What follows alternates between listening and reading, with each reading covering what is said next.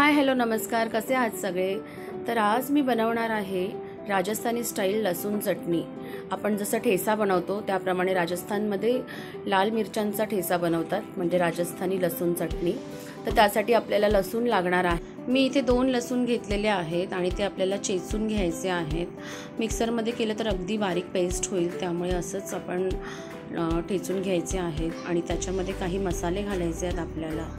तर त्यामध्ये मी आता पूर्ण लसूण ठेचून झाल्याच्या नंतर मीठ घातलेलं आहे आणि त्याच्यानंतर मग काश्मीरी चिली पावडर म्हणजे लाल मिरच्यांची पावडर। जर तुम्हाला तिखट आवडत असेल तर मग तुम्ही भिजवलेल्या मिरच्या पण घालू शकता ह्याच्यात आणि त्या पण ठेचून घेऊ शकता, पण मला तिखट कमी हवं होतं त्यामुळे मी रेडीमेड पावडर टाकलेली आहे।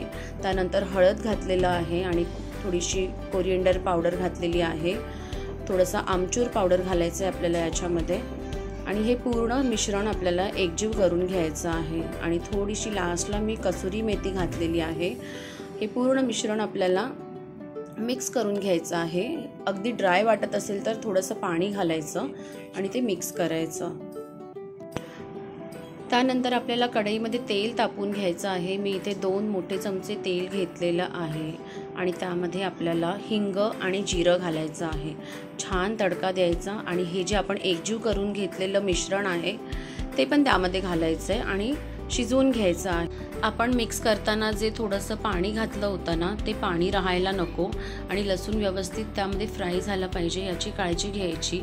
आणि त्यानंतर चटणी रेडी होते आणि ही चटणी तुम्ही चपातीसोबत, भाकरीसोबत, अगदी भातासोबत पण टेस्ट म्हणून घेऊ शकता आणि खूप छान लागते। एकदा नक्की करून बघा तुम्ही। मला तरी चटणी खूप आवडते त्यामुळे मी वरचेवर बनवतच असते।